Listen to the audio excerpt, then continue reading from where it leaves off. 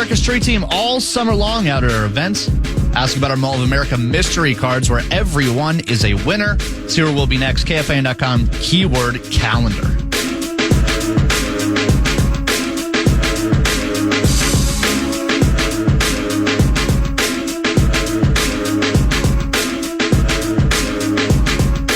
Welcome back. Worst case scenario, filling in for 9 to noon right here on KFAN. But it could be called K1ST because we are the home of your first place Minnesota Lynx. If you've been watching on TV, you'll hear the lovely voice of our friend Marnie Gellner. But if you've been listening on the Fan or the free iHeart Radio app, you'll hear a little something that sounds like this. Lynx have 5-on-4 on the other end. Smith, Carlton, 3.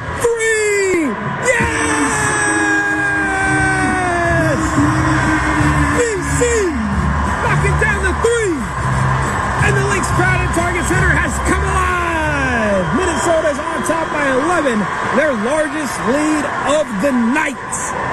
Woo, that got me fired up just listening to it, man. That was the energy and the hype voice of our new friend here at the Fan, Wendell Epps, the radio vox of the Minnesota Lynx. Wendell, welcome to the show, man. Hey, what's happening? Appreciate y'all for having me on. There we go. We got you going. Yeah, thanks for coming. Thanks for showing up, man. And I do got to say this, man. Wendell Epps. That sounds like a blaxploitation movie character from like the 70s, doesn't it? Sounds like somebody off The Wire. That sounds like someone that would call someone a jive turkey. I mean, you wasn't fooling nobody on the resume. Yeah. Now, just called me a JT. Fuller, I can get away with it. Wendell Epps, they're like, I know this is a brother right here. Yeah, that's a first, man. I haven't heard that.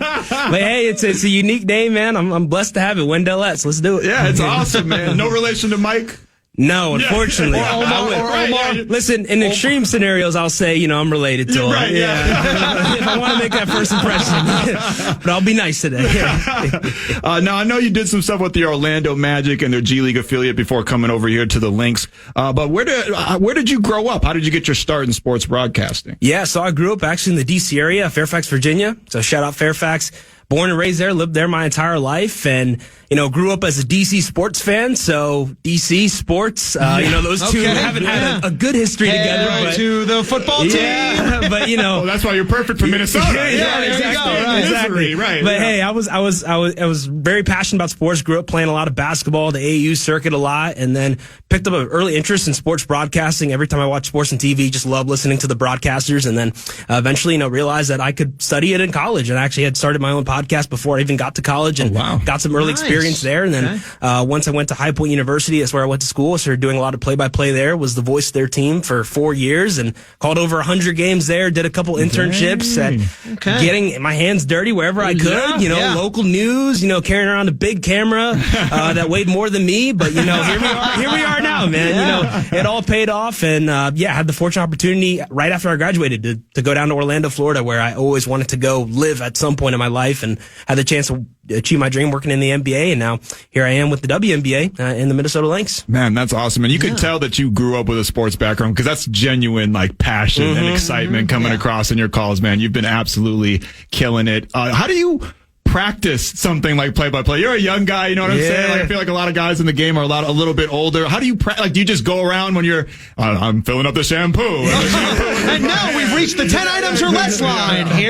I'm pulling up the incognito window and I'm taking off my pants. No, not like that. But you know what I'm saying? How do you practice play-by-play? Yeah, honestly, it all started as a kid when I would be playing a lot of video games like 2K Madden. I would pretend like I was announcing the game. So I guess that's awesome. If you ask my parents, they would say that they would hear me all the time. At 2 in the morning, just who the hell is Wendell screaming, talking to? LeBron James with the dunk, just doing all that stuff. So it just became natural, honestly. And when you hear my calls, that's just natural. It's who I am. I love sports. I'm so passionate about it. I love this Lynx team. I love the fan base, especially at home games. They get me fired up. Yeah. So all of this is genuine, man. It's not really a secret or something I got to practice. This is just who I am, and just a God-given talent that I'm fortunate to have. Now, how much different is it calling the High Point games now to calling the Lynx games? The game's very similar, but obviously the intensity and some of the things that go into it is different. So what's the biggest difference for you as you've gone from High Point now to the G League to the Lynx? Yeah, honestly, I feel like it's only getting easier, right? Because High Point's a small Division I school in North Carolina. You're trying to prep to call a lacrosse game. There's 50 players on the roster. You might have one nugget for each of those 50 players. But, WNBA, we keep it simple, 12 players, a lot of which I already knew coming in. So, honestly, it just gets easier. I loved my time at High Point, but I really feel like, that challenged me in the good way. It prepared me a lot for this opportunity here with the Lynx. We're talking to Wendell Epps, the brand new voice of the Lynx. You can hear him tonight on the call as the Lynx take on the Dallas Wings down at the Target Center. You do a lot more than play-by-play with the team, though, don't you, Wendell? Yeah, I do a lot of content for them, sort of the face of their social media platform. So we do a lot of things. What we've been doing this year, practice reports, where we'll get players to talk about, their upcoming games. We're also working on a couple projects. One project in particular that I'm really excited about that's coming out soon. Can't reveal what it is yet. But Lynx fans, just stay tuned. It's something that we've been wanting to do, something that I actually pitched during my interview process. So we've already filmed a couple editions of it, and it'll be coming out soon. So very excited. That's interesting. Congratulations. Yeah. Very nice. Thank you. Yeah, very nice. Much like your Timberwolves counterpart, Alan Horton, you do the game calls by yourself. Yeah. What is that? Is that how you kind of came up doing it, or what is that experience like of doing the games by yourself? Does it get lonely? Did you feel like the need to fill? I feel like I'd be so anxious trying to fill every moment of silence, and I would be saying some really stupid stuff. So, like, what is calling the game solo like? Yeah, it's different, right? Because the traditional is normally you have the play-by-play broadcaster and the analyst, but with radio, sometimes it honestly opens up things a little bit more because it's so fast-paced. You got to describe all the action. At High Point, I actually got tested. I had to call my freshman year, like 1 month into my play-by-play career. Wow. I had to call 2 games by myself in the same day for 2 different sports. Same day? Same day. Volleyball. The Twins played a doubleheader yesterday. I didn't know they had boxes doing doubleheaders too. I know, yeah. I did a volleyball game and a soccer game that day by myself. And honestly, I look back at that day and I'm like, that's when I knew I had what it took to just go ahead and work in this industry, because this industry tests you. But calling the games by yourself, man, it's fun. It's your own little show. You got the fans interact with you, and obviously there's times where it might get a little tiring, but it's so fun. The game keeps you in it, and you just gotta take advantage of everything and hold your pee until the end of the broadcast. There we go. Yeah. And obviously we all love consuming games on television with our eyes, but you're the radio voice of the Lynx with your ears. Doing games on TV is a lot different than doing them on radio. So going from kind of watching the games and doing the practice play-by-play, what have you changed being, I guess, more descriptive on the radio because people can't see it? And you used to do TV. Yeah, right? I grew up doing TV. That was what I always did. And then, where I'm coming from with Osceola, that's all I did there was TV. So, radio, it's just, you just got to describe the picture as much as you can and, be able to use all the information and knowledge you have to your advantage and describe everything, not just what's happening on the court, but describe, the ambience of the arena. Yeah. Oh, there's a newborn baby, sitting courtside, like describe everything. Right. You want the people listening to feel like they're there. And, that's why I love radio, because I feel like it really challenges you. And I'm someone that I like to be challenged. I like to have that task. And it's so much fun. I got a great view at Target Center. It's really cool, traveling with the team on the road as well and calling games at all these different arenas. Got to call my first game at Crypto.com Arena, which that was a bucket list moment. I ain't gonna lie, man. La La Land. First time in LA, got some in and out, there we go. Man. What was the order?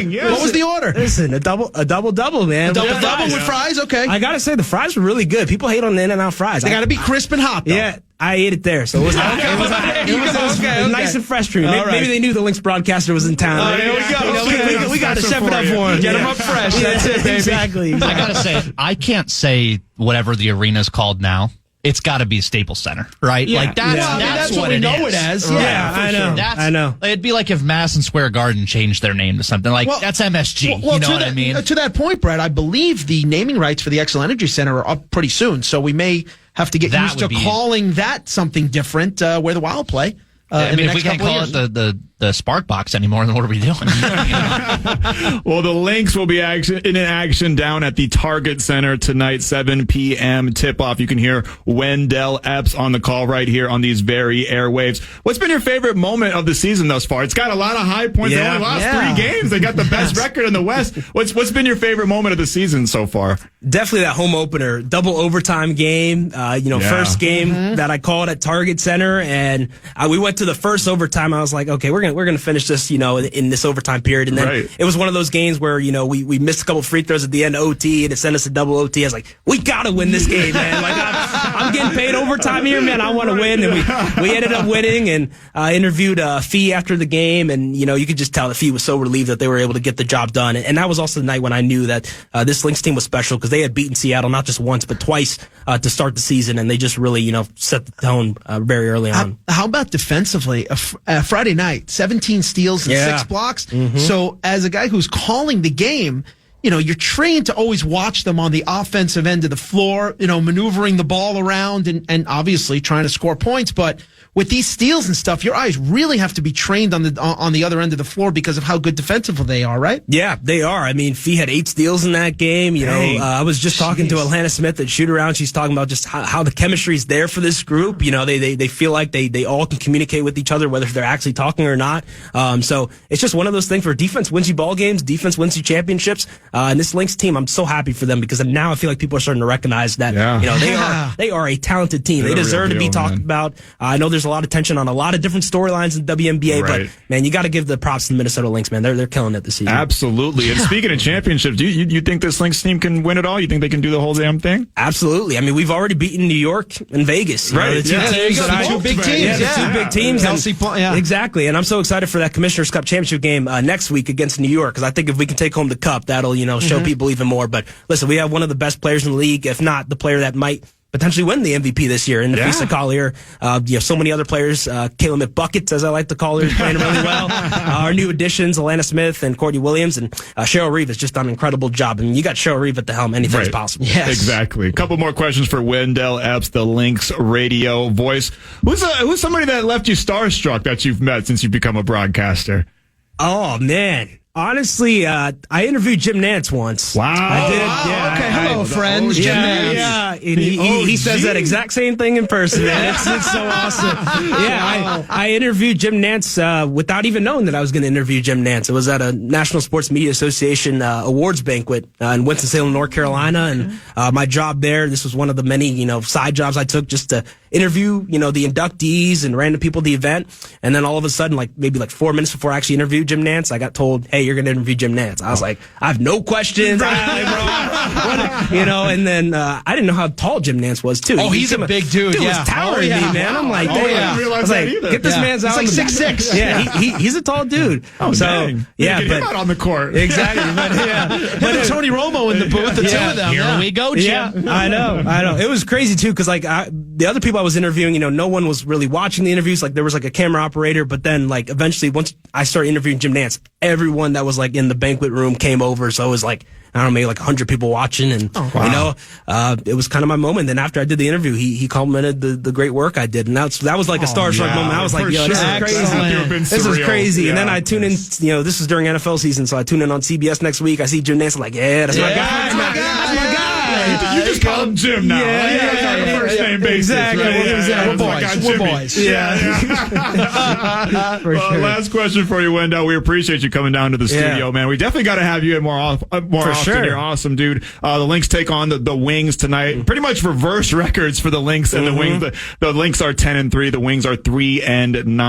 Preview the game a little bit tonight for us. Yeah, I think, for the Lynx, this is the second of a 4-game homestand. Right now we're in the midst of our longest homestand of the season. So I think in a game like this, it's a great chance to be able to get another W. But this Dallas team, yes, the record might not be the best, but last time we saw them, they're a big team. They're one of the biggest teams in the league. They're both top 3 in rebounding and blocks per game. Tierra McCowan, 6'7". Monique Billings. Woo. Monique Billings had 14 points in the first quarter against us last time. I just remember that game because literally the first period, nothing was working interiorly. We were getting out rebounded. Right. We were not defending the paint very well, so we're going to have to come out swinging in that end. But that was also the Olivia Pupa game. I'm not sure how much you guys know about Ollie, but 5'4", 30-year-old rookie out of France. that was the game where she really broke out. She came in the fourth quarter, had multiple steals. She actually, I felt like, won us that game because she came in the fourth period and provided some huge minutes off the bench. So I'd look for Cheryl Reed probably to use Ollie early and often tonight as well. Wow. See, that's what I'm talking about. Right off the top of the head. Wow. Wendell Epps, an elite basketball mind. You can hear him on the call tonight on these very airwaves. Lynx Wings going down at the Target Center. Matter of fact, go watch them. I'm sure there's still tickets available. Go watch them down at the Target Center. Go watch those ladies, man. They've been absolutely killing it, and so has Wendell. Wendell, we appreciate you joining us today, man. Where can the people find you on social media? Yeah, you can follow me over on X. I still call it Twitter. At Epps_Wendell. We all do. Yeah, Right. You can follow me on Instagram as well at w.Epps_23. And I have a TikTok account that I'm posting a lot. I do a lot of post-game highlights of my play-by-play calls that go on social media, so you can check that out on TikTok. Also, Epps.Wendell. Well, it was a pleasure to have you in here today and just kind of hearing your story and obviously the story of the Lynx, because they're, if not the hottest team in town. We're going to get to another team that's hot in town in our next segment, but the Lynx are rolling right along, and it was a pleasure to have you for sure. Yeah. Thank you guys so much. This was a ton of fun. Yeah, no, it was a lot of fun. We'll definitely have you back sometime soon. Lynx Wings going down at 7 p.m. tonight. Around the corner, we're going to talk, as Robbie said, about one of the other hotter teams in town, the Minnesota Twins, who are coming off of back-to-back wins in a doubleheader yesterday. So we're going to talk Twins around the corner and then close out with the fan favorite segment. Couple more segments to go on 9 to noon.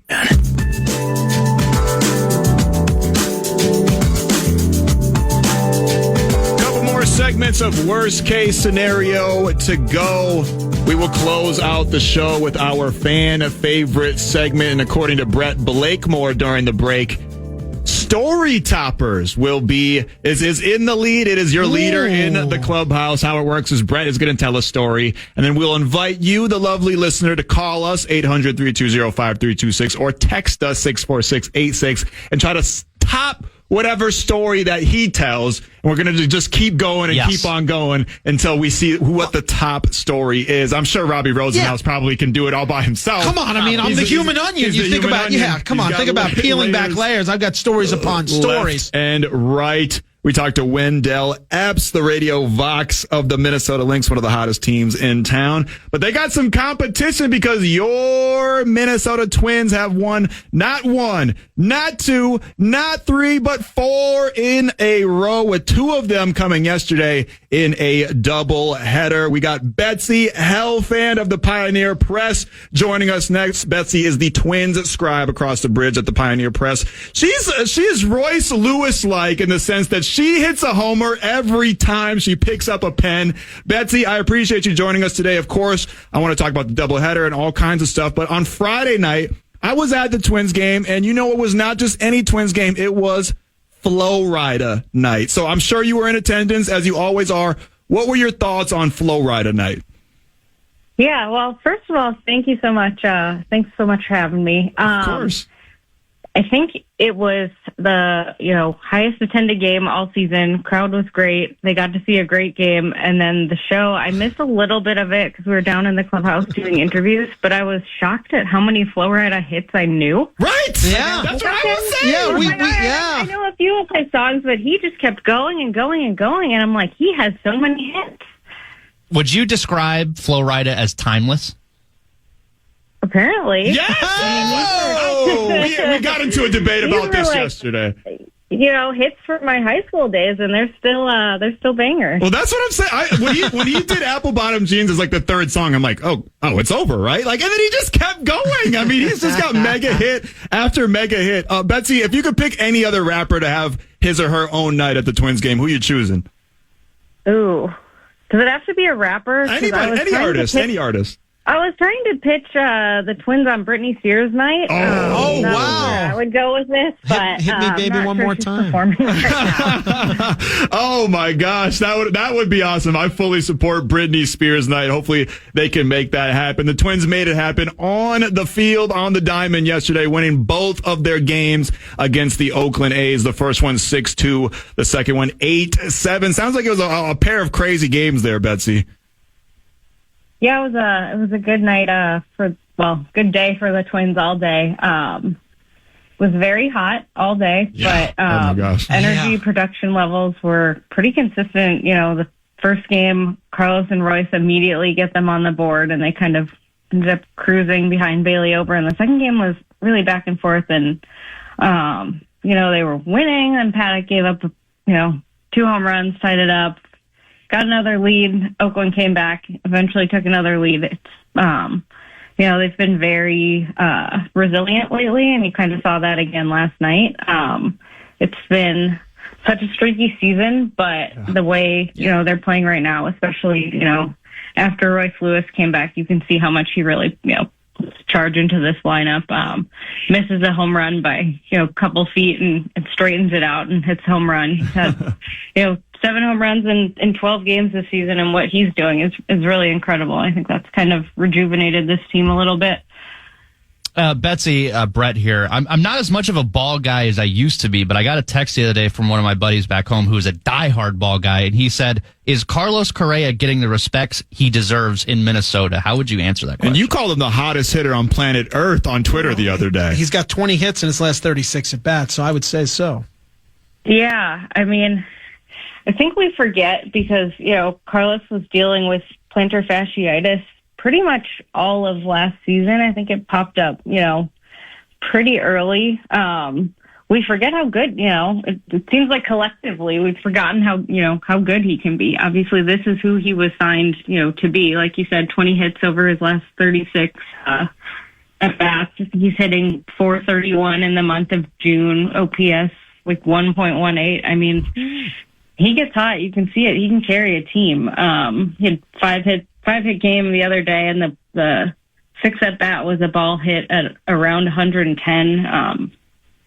Plus the defense, Gold Glover over there, Platinum Glove winner. Like, it's really, you're finally seeing who he was signed to be.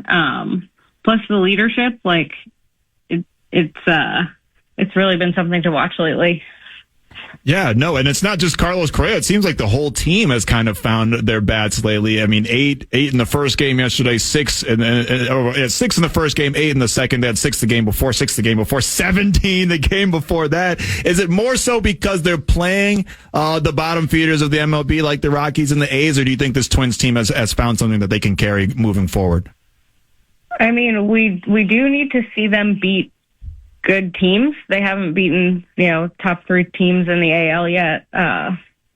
Yankees, Guardians, Orioles. They haven't beaten any of those. We still need to see them do that. But I don't think this is only because they're, playing bad teams. I mean, they are putting together really good at bats. They've been pitching well. I think every single game, 5-game win streak, every single game they've scored at least 6 runs. Like, when they put it all together, and this is kind of what we're seeing now, like, they are a good team, and it's not just because they're playing bad competition, but it's also like these are the teams they need to beat. Like, they are taking care of business against the teams they needed to be, taking care of business against. So, a little combination of both. Obviously, it doesn't hurt that they're playing the Rockies and the Athletics, and they get to play the Athletics again next weekend. But I think you're seeing, they are a good team, and they're very healthy right now too. So I think that's definitely helping.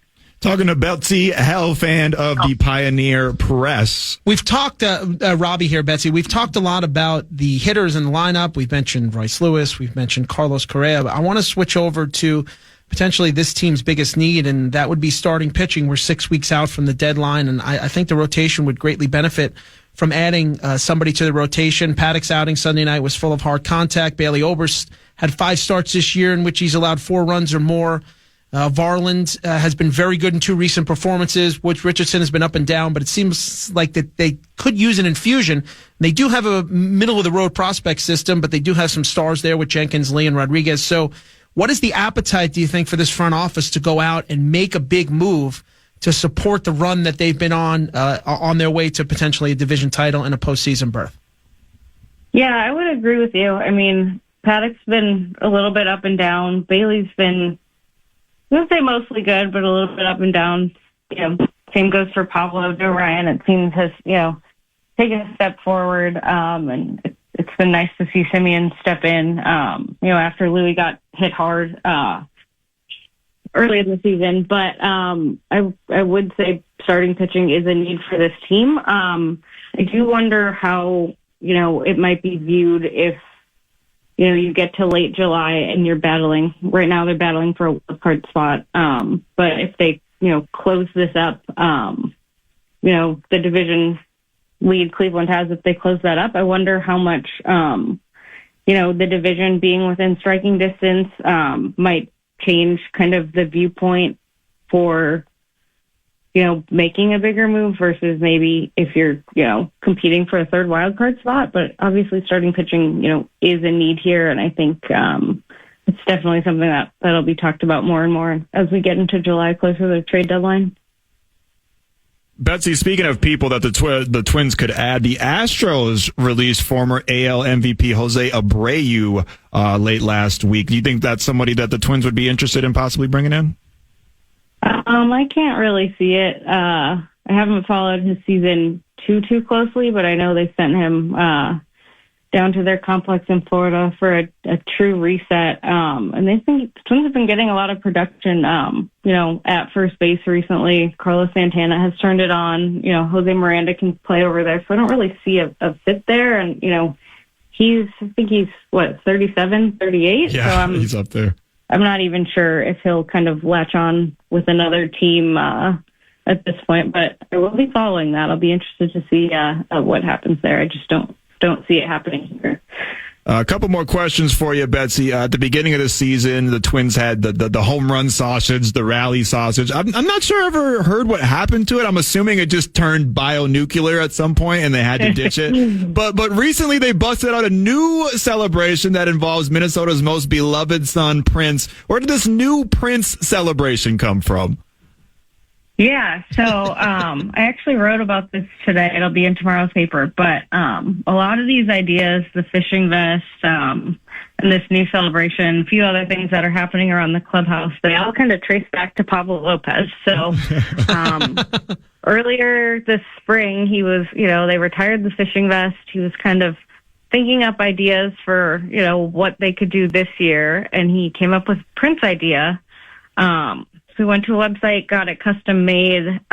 It got a little bit delayed in shipping. So he was constantly checking up to see, the progress that was being made. And once it got shipped to him, he said they were in the middle of the rally sausage craze. So he didn't want to disrupt kind of the winning mojo there. So he kind of sat on it until Thursday, which appropriately was Prince night at the ballpark.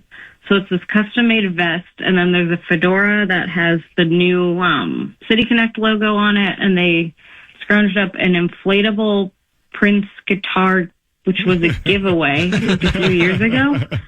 So he busted that out a few days ago. He was telling his teammates, I don't think a lot of them knew about it. He was telling them, like, hey, I got something special. Like, somebody needs to hit a home run here. Like, so it's a good thing. It's a good thing somebody hit a home run on Prince night. It would have been a little funny if it debuted like the day after Prince night. Right.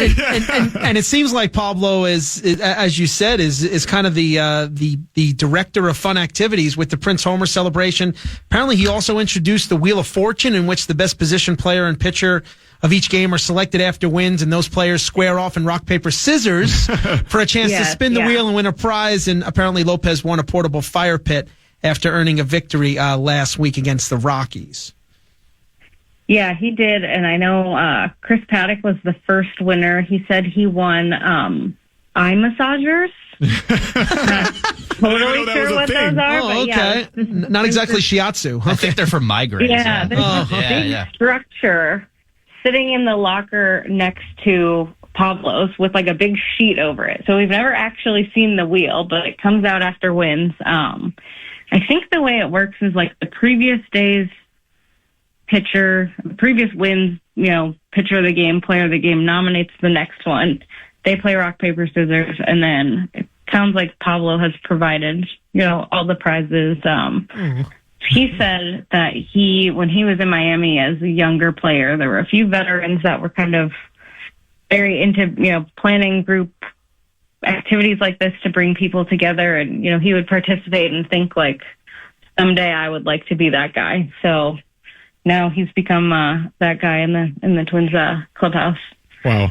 That's awesome, man. It Really seems like cool. the vibes are high with this Twins team. They're on a heater right now. They'll be back in action down at Target Field tomorrow night, opening up a 3-game stint against the Tampa Bay Rays. I'm hoping you have the day off, or you can at least relax a little bit, Betsy, after that doubleheader yesterday. Yeah, thankfully today's the day off, and I think I have tomorrow off too. So take a couple days and then get back to it. They're going out west for 10 days, so I'm excited to go on that road trip, see the Coliseum for the last time. So Oh, okay. Yeah. Say hi to the rats. Fun one too. Say hi to the rats for me in the press box, please. I think there was supposed to be like possums last year. I was on the lookout. but I Betsy, never ended up, boxed lunches. They gave us boxed lunches. What are we doing? Yeah. Come on. Well, hopefully you enjoy your days off and that road trip coming up, Betsy. You're the best. We got to have you on again sometime.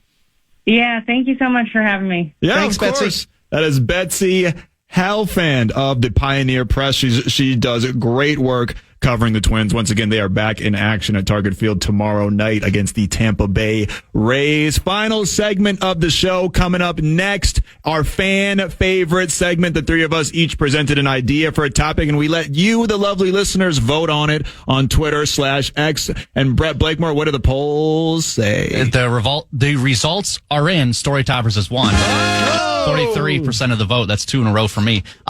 So here's how it works. Ding. The category is stories about close interactions with professional athletes, like very close calls, close interactions. When we get back, I'm going to tell my story of my close interaction. I'm sure you've got about 15. I'm going to tell my story, and then you call in right now, 1-800-320-5326, if you have a great story about a close interaction with an athlete, and see if you can top my story, be a Tommy Topper, and top my story. That's how Story Toppers. Story Toppers coming at you next. Final segment of 9 to noon for the day, right around the corner. 1-800-320-5326. Call in now. Ow. Final segment of worst case scenario /9 to noon.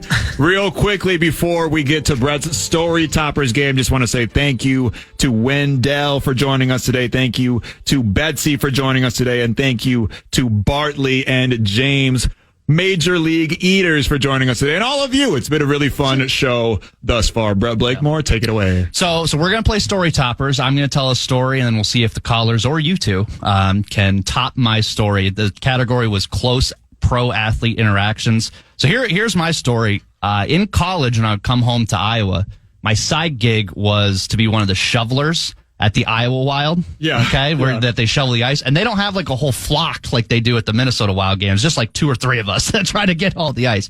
And if you recall, there was one game that Zach Parisi played in Iowa it was a rehab game. I think he was rehabbing his back. Okay. And I have a few other, like Staylock yelled at me one time. He was ripping me. But in a good way. But my job was, because I was the better skater, I was one of the better skaters in the team. So I did the players bench. I did the full loop around the rink. Mm-hmm. And typically they would just move out of the way. And they tell you, just keep your eyes down. Don't bother them. Like, just do your bit and they'll move out of the way. So I'm doing the players bench and everyone's moving out of the way. And I get to one and I just clank just right off his skate. Like, I'm just looking down and I just see his skate and I hit him pretty good with this shovel. It's a big shovel. Yeah. Clank. And I just look up and Zach is staring me down like probably 5 inches away from my face. Ready to throw hands. Oh yeah, he was not like that moment to me felt like 1,000 years of just staring like, oh my God, just like he was recovering from an injury and I just smacked him with a shovel in front of probably, 12,000 people because it was sold out because Zach Parisi was playing. So that was like a moment in time where I was like, no, I have just re-injured Zach Parisi, even though I didn't. So anyway, so that's my very close, very quick. That was the quick version of my Zach Parisi story. Brett Blakemore almost re-injuring Zach Parisi. Wow. All right. Tom from Crystal, can you top Brett's story? Well, I didn't injure anybody, but can you hear me good? I'm on my phone thing, and I don't use my phone, Bluetooth very often. Tom. Okay.